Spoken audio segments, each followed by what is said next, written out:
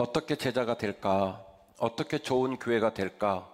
어떻게 우리의 믿음이 불어오는 창수와 바람에도 흔들리지 않는 명품 믿음이 될까에 대한 답은 따름이 이끌고 본받음이 답하다입니다.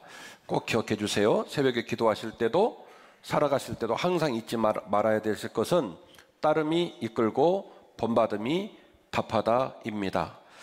첫 번째 말씀을 나눕니다. 따름이 이끌고 본받음으로 성장해야 할 줄로 믿습니다.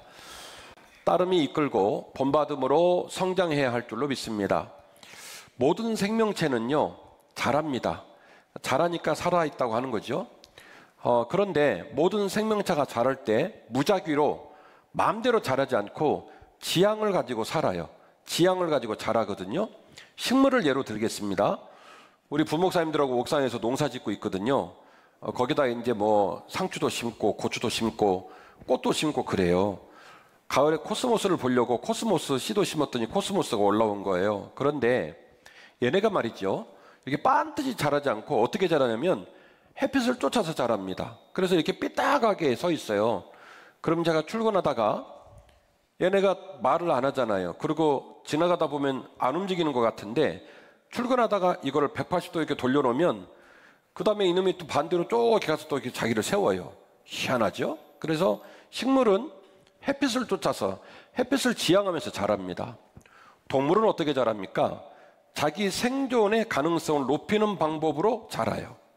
네, 그래서 우리 사람들은 자녀가 태어나면 태어나자마자부터 하는 건 우는 거 말고는 못 하잖아요. 일어나지도 못하죠. 눈도 못 뜨죠. 말도 못하죠. 그냥 이러고 있잖아요. 그죠? 그런데 동물들 보셨습니까? 야생에 있는 동물들은요, 엄마 뱃속에서 나오면 5분 안에 일어서야 돼요. 5분 안에 일어서면 살고 못 일어서면 죽습니다. 그러니까 거칠죠. 나자마자 자기 발로 일어서요. 일어서서 엄마랑 같이 걸으면 살고 못 걸으면 죽는 거예요. 길에는 다른 동물들이 못 따먹을 정도로 높은 곳에 있는 열매를 따먹느라 모가지가 길죠. 그죠? 영양들은요, 허벅지 근육이 굉장히 발달되어 있습니다. 그래서 그들의 생존도, 그들의 성장도 생존의 가능성을 높이는 방법으로 계속 성장을 합니다. 사람은 어떻게 성장을 할까요? 사람의 성장 요인은 두 가지를 볼 수 있습니다. 하나는 이론입니다. 이론. 책, 철학가들의 담론, 선조들의 지혜, 그런 것이 사람의 인생을 좌우해요. 또 하나는 인물, 사람입니다. 사람은 사람의 덩어리를 보면서 영향을 받고 자라요. 그래서 사람은 공부를 많이 하죠. 학교 가고 학위를 갖고 학교를 끝내고 난 다음에도 틈나는 대로 여행 가면서 집에서 책 읽죠. 그래서 많은 사람들이 한 이야기, 이론과 담론들을 독서하고 공부하면서 자기 삶의 방향성을, 지향점을 정해요.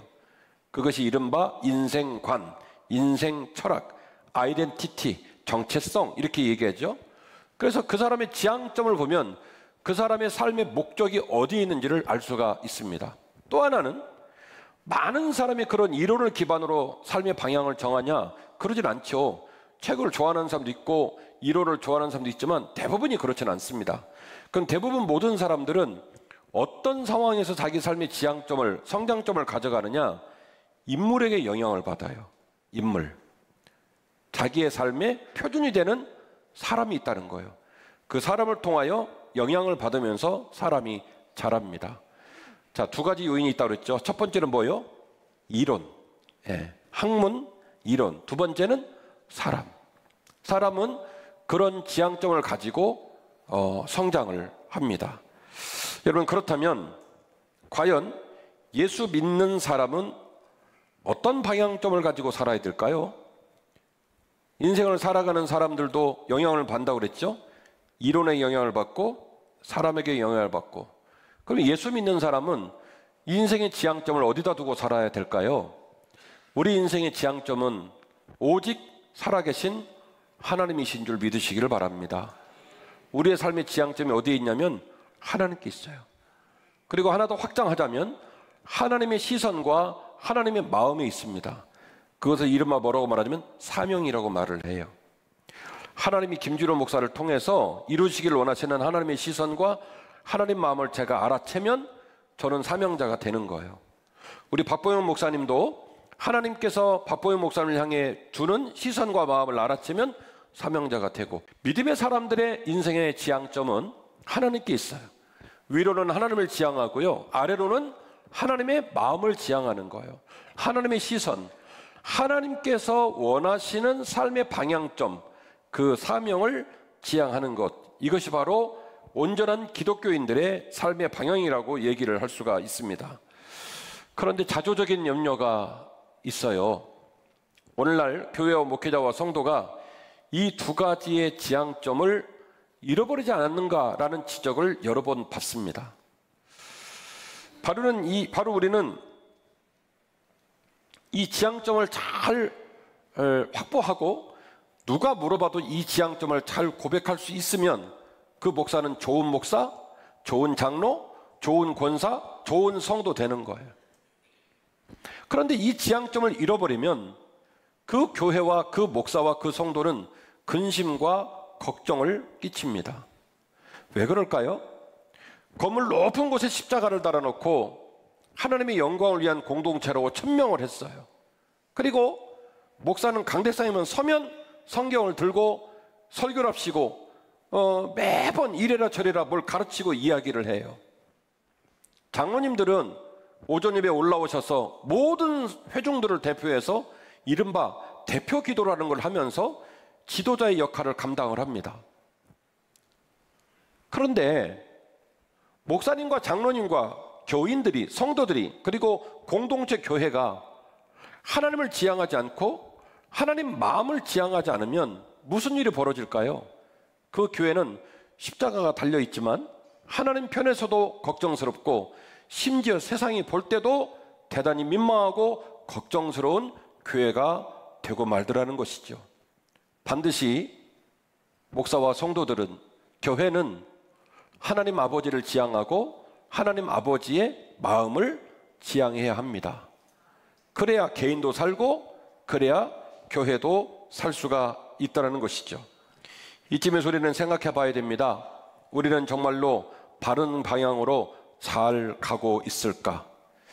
생각해 보시기를 바랍니다. 사람은 나이를 먹으면 다른 사람 말 듣는 걸 싫어해요.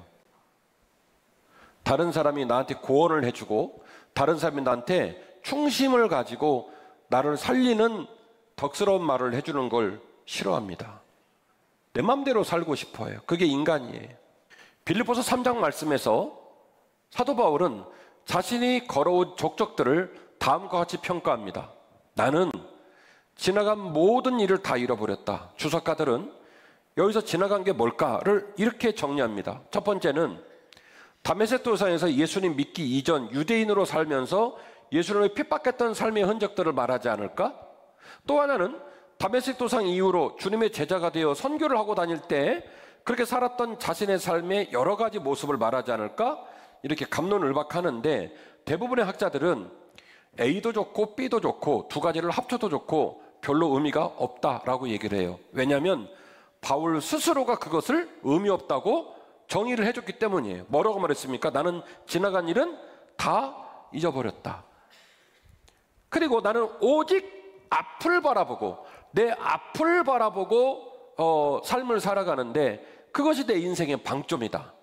그 앞을 바라보는 것을 뭐라고 표현하냐면 표대라고 표현을 했어요.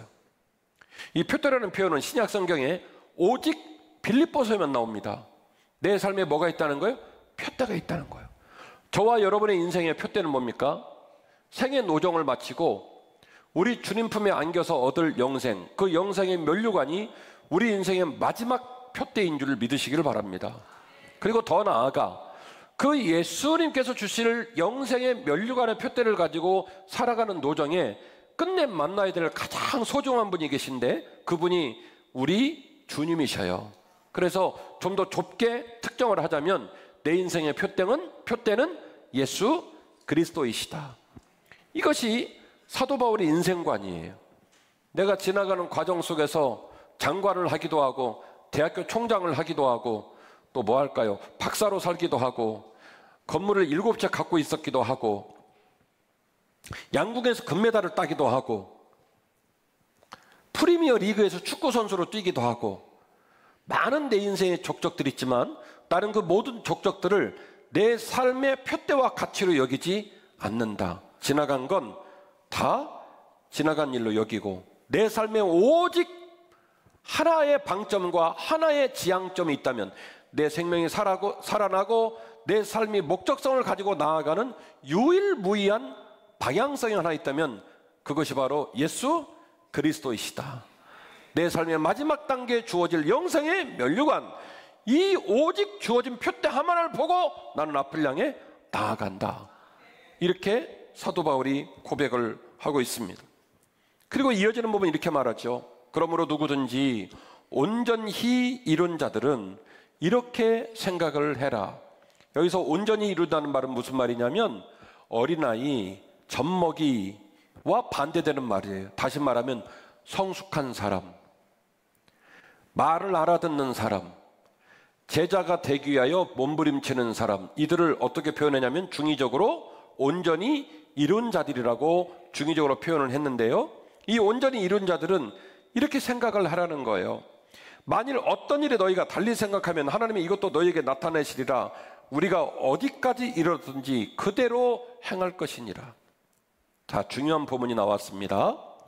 바울이 말합니다. 첫 번째, 나는 지나간 건 다 지나간 걸로 여기고 무엇만을 향한다고요?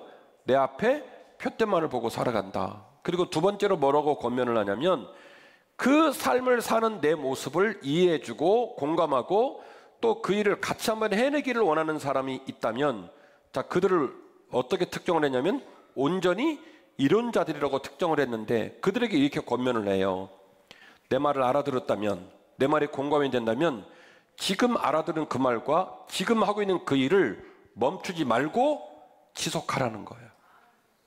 그러니까 두 가지가 정해졌어요. 하나는 내 삶의 방점을 예수 그리스도에게 둬라. 또 하나는 강력한 권면인데 그 표대, 그 너의 주어진 인생의 방점인 예수 그리스도를 향하고 그 예수 그리스도를 따르는 삶의 에너지와 움직임의 동선을 멈추지 말고 그대로 이어가라는 거예요. 이것이 바로 사도 바울의 권면입니다. 17절입니다. 형제들아, 너희는 함께 나를 본받아라. 내가 예수님하고 동급이기 때문에 내가 예수님처럼 흠이 없는 사람이기 때문에 나를 인생의 샘플로 여기고 내 거 카피 뜨는 모습으로 나를 본받아, 이 말이 아니고요. 바울은 또 다른 본문에서 뭐라고 말했습니까? 지금도 내 안에 육신의 법과 성령의 법이 날마다 싸우고 있다고 말을 했거든요. 그런 사람이 어떻게 자기를 본받으라고 얘기를 하겠습니까? 그렇죠? 오라, 이 곤고한 몸에서, 이 공고한 인생의 몸에서 누가 나를 구원하겠느냐고 탄식했던 사람이 바울인데요. 어떻게 자기를 본받으라고 얘기를 하겠습니까? 너희는 나를 본받아라, 이 말은 무슨 얘기냐면 사도 바울의 삶 전체와 존재성 자체를 본받으라는 말이 아니라 신앙의 태도를 말하는 거예요. 표대를 정해놓고 그 표대를 향하는 삶이 무너지지 않도록 최선을 다하고 있는 내 모습, 제 표현으로 말하면 그게 바로 따름이에요. 따름. 선배에게 있어야 될 가장 중요한 덕목은 따름입니다. 목사에게 있어야 될 가장 중요한 덕목은 따름입니다. 아멘 하셔요. 장로에게 있어야 될 가장 중요한 덕목은 따름이고요. 권사들에게 있어야 될 가장 중요한 덕목도 따름입니다. 오늘 설교의 원리를 기억하십시오. 식물은 햇빛을 지향합니다. 동물은 생존을 지향합니다. 인간은 이론을 지향하고 어떤 인물을 지향한대요. 그래서 사람은 홀로 살지 않아요. 항상 자기가 무엇인가 집중하고 있는 어떤 논리라든지 철학이라든지 어떤 개념을 자기 삶의 기본으로 두고 살아요. 여러분 봅시다. 지금 우리 예배 공간 안에는 극우적 성향을 가진 분들이 계시고 극좌적 성향을 가진 분들이 계시기 때문에 저는 나라와 민족을 사랑합니다마는 불쌍하게도 이 자리에서 나라와 민족을 향한 설교를 금하고 있는 사람이에요. 한 동시대를 살아가는 우리들의 성향이 달라요. 왜 그럴까요? 우리의 신념의 방점이 다르기 때문에 그래요. 누가 누구를 옳다고 말하겠습니까? 어떤 사람은 극우적 성향을 갖고 있고 어떤 사람은 극좌적 성향을 갖고 있어요. 어떤 사람은 돈을 좋아해요. 어떤 사람은 명예를 좋아해요. 어떤 사람은 이성적인 성을 좋아해요. 어떤 사람은 운동을 좋아해요. 사람들 나름대로 다 삶의 푯대를 갖고 산단 말이죠. 그게 인간이에요.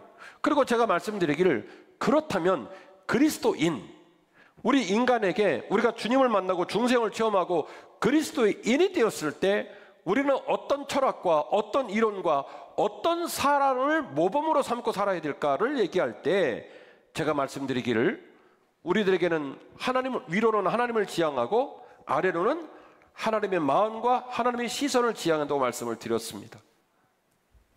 교회가 살아나려면 세상이 염려와 근심하지 않고 성도들이 일주일 동안 열심히 세상에 살다가 주일날 교회를 향하면서 발걸음이 가볍고, 오늘은 목사님이 어떤 설교를 하실까, 오늘 교회에서 만나서 셀모임 갖고 예배드리고 식당에서 밥 먹을 때 나는 일주일 동안 고단했던 내 삶이 어떻게 좀 새로워질까, 이렇게 기대하는 마음으로 교회를 오면 그 교회는 진짜 교회예요. 그 교회 괜찮은 교회예요. 고린도전서 11장 1절인데요. 내가 그리스도를 본받는 자가 된 것 같이 너희는 나를 본받는 자가 되라. 이해가 되셨습니까? 아까 제가 그랬죠? 나를 본받으라는 말을 오해할 수 있다고 그랬죠? 내가 예수님급이다, 내가 예수님과 비슷한 동급의 모델이 될 수 있다, 이 말이 아니다. 그래서 고전 11장 1절 말씀은 좀 더 자세하게 자신이 말한 말을 해석할 수 있는 변호의 본문이 나오게 되는데, 내가 나를 본받으라고 말한 이유는 뭐냐면 나조차도 누구를 본받으려고요? 그리스도를 본받으려고 하고 있기 때문에 그 본받음을 너희들도 본받으면 좋겠다, 이 말씀을 하고 있다는 것이죠. 자, 그렇다면 명백하게 개인의 신자와 공동체 교회가 어떻게 살아가야 할지를 제가 여러분에게 제시했는데, 왜 우리가 그 사실을 설교로 듣고 있고 성경으로 들고 다니는데도 그 일이 잘 이루어지지 않을까요? 왜 우리에게 이런 난맥이 벌어지고 있을까요? 바로 따름이 사라지면 본받음도 사라지기 때문입니다. 같이 하실까요? 따름이 사라지면 본받음도 사라집니다. 아멘. 신앙의 길에 공동체 역할이 중요하다는 것은 모두가 공감합니다. 그러나 이 공동체는 반드시 따름이라고 하는 생명력이 활발하게 살아있어야 돼요. 따름이 원동력이고 따름이 생명력이에요. 따름이 사라져버린 공동체는요, 절대로 살아날 수 없어요. 왜냐하면 따름이 사라지면 뭣도 사라지냐면 본받음도 사라지기 때문입니다. 마태복음 15장 14절 본문인데요. 그냥 두라. 그들은 맹인이 되어 맹인을 인도하는 자로다. 만일 맹인이 맹인을 인도하면 둘이 다 구덩이에 빠지리라. 이는 주님의 말씀이십니다. 예수님께서 활동을 하실 때에 수많은 유대 지도자들이 말로 천국의 영광을 논하고 말로 하나님을 말하고 있지만, 예수님 보실 때는 따름은 일도 없는 가짜 지도자들, 가짜 선생들이에요. 그래서 주님은 그들을 명백하게 은유적으로 뭐라고 표현하냐면, 끌고 가는 놈도 맹인, 끌고 가는 사람도 맹인, 끌려가는 사람도 맹인이라고 분명하게 얘기하는 거예요. 맹인이 끌면 끌려가는 사람도 같이 죽입니다. 그리스도를 따르는 것은요, 교회의 생명력이에요. 교회의 핵심은요, 동행입니다. 그리고 이 동행의 생동감은 주님을 따르는 순종에 있어요. 따름이 확실하고 본받음이 풍성한 교회가 되어야 할 줄로 믿습니다. 마태복음 7장 21절입니다. 나더러 주여 주여 하는 자마다 다 천국에 들어갈 것이 아니요 다만 하늘에 계신 내 아버지의 뜻대로 행하는 자야 들어가리라. 마지막 본문 설명해 드리고 설교를 마칩니다. 집중해 주세요. 마태복음 7장을 보면요, 이런 얘기 나옵니다. 주님께서 뭐라고 말하냐면, 내가 사람을 평가할 때 너희들은 내가 이런 나무입니다, 저런 나무입니다 말이 많지만 나는 너희들의 말로 너희들을 평가하지 않는다. 사람은 뭘로 평가하냐면 열매로 평가한다. 엉겅퀴는 포도나무 열매를 맺을 수가 없고 가시나무는 무화과 열매를 맺을 수가 없기에 열매로 그 나무를 평가하고 열매로 사람을 평가해야 된다. 이게 좀 비유잖아요. 열매를 비유로 들어 누구를 말한 거냐면 사람들을 말한 거잖아요. 그리고 그 사람들의 그 말과 열매가 다른 모습을 뭐라고 설명했냐면 나더러 말로는 주여 주여 하는 자가 다 천국 들어가지 못한다는 거예요. 말씀을 듣고 그 말씀대로 행하는 자가 천국 백성 되고 하나님께 인정을 받는다는 거예요. 지금 드린 말씀은 맨날 말로 먹고 사는 담임 목사한테 굉장히 불리한 이야기예요.